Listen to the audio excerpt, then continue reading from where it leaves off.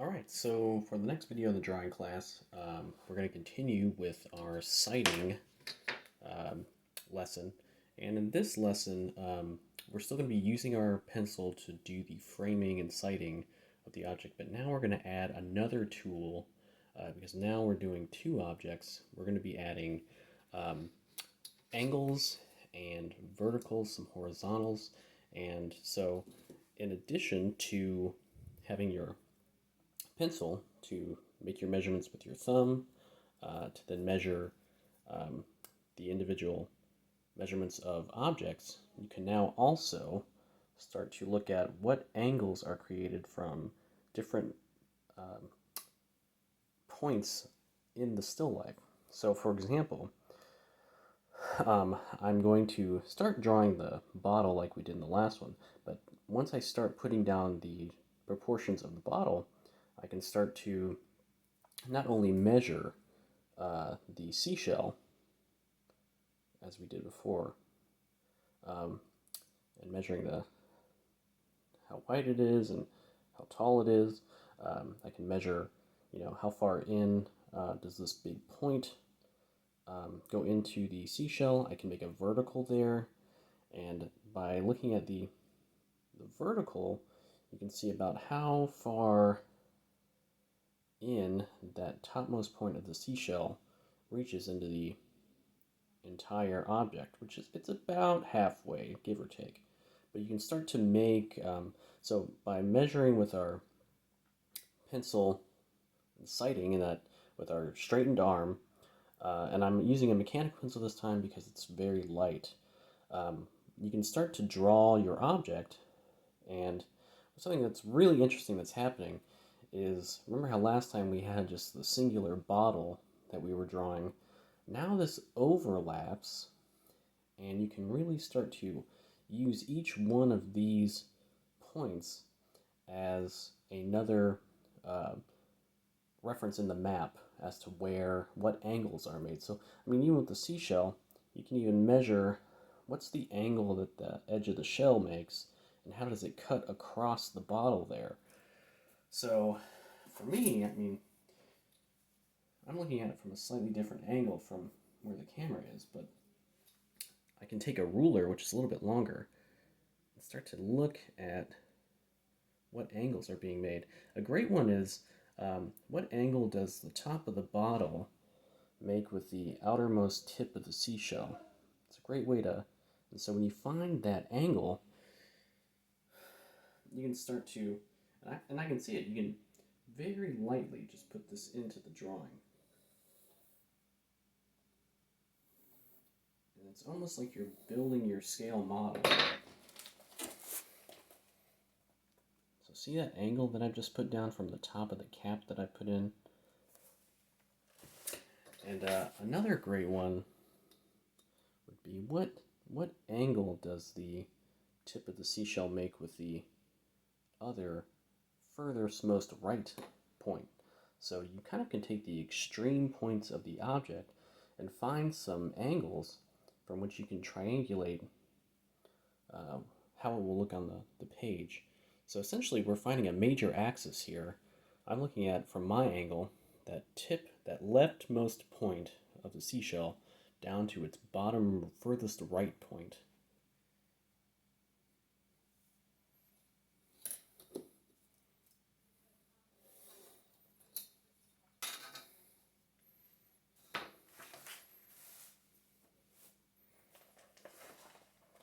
So see just those angles that I'm creating.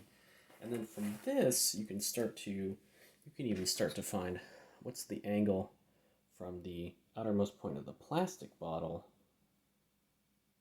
to the topmost part of this seashell right here. So you can really just try to find the angles as well.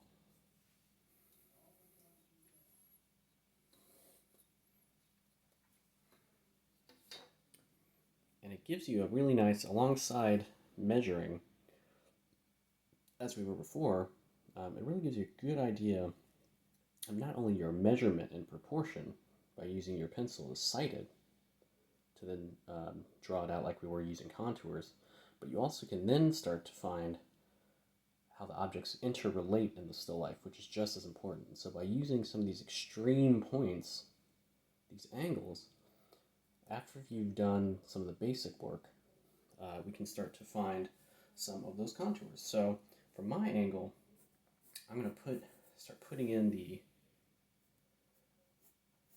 bottle as I see it from my angle.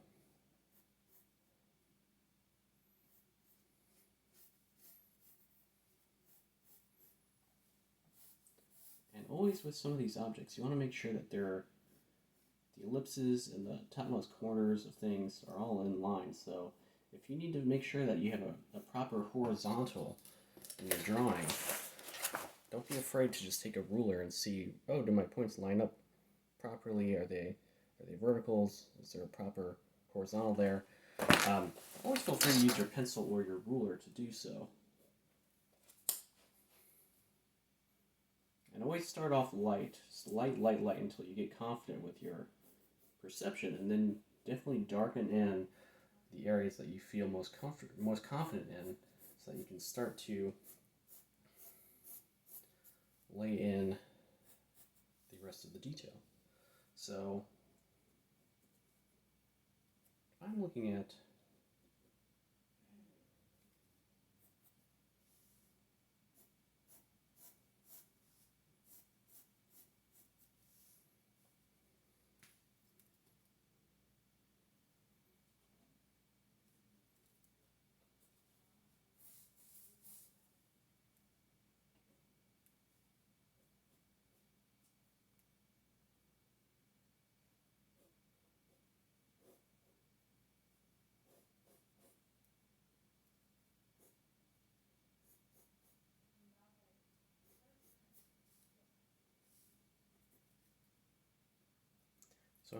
I'm just looking at where that seashell hits the bottle and the outermost point of the bottle itself. So this point here and this point here, you can find an angle even there.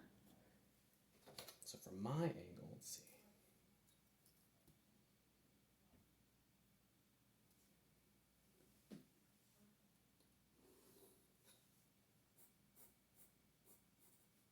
There we go, there's that.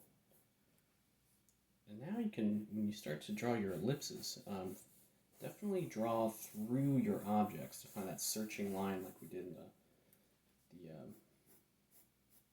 gesture drawing.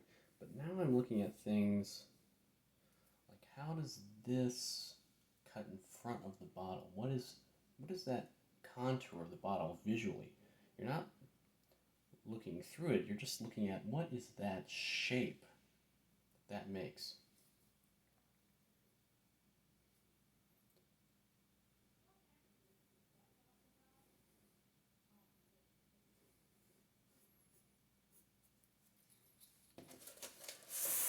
So notice how I've really gone in and like looked at the angle there and how that seashell cuts across. So you can even measure that point there with the angle. You can measure this point there.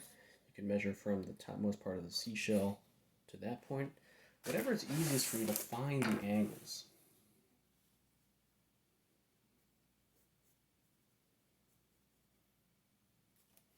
And so for this, you can also pull vertical down. How far to the left does that seashell come inside from the outermost edge of the bottle?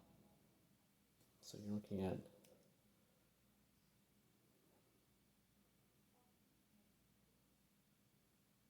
that space right there. What's that space?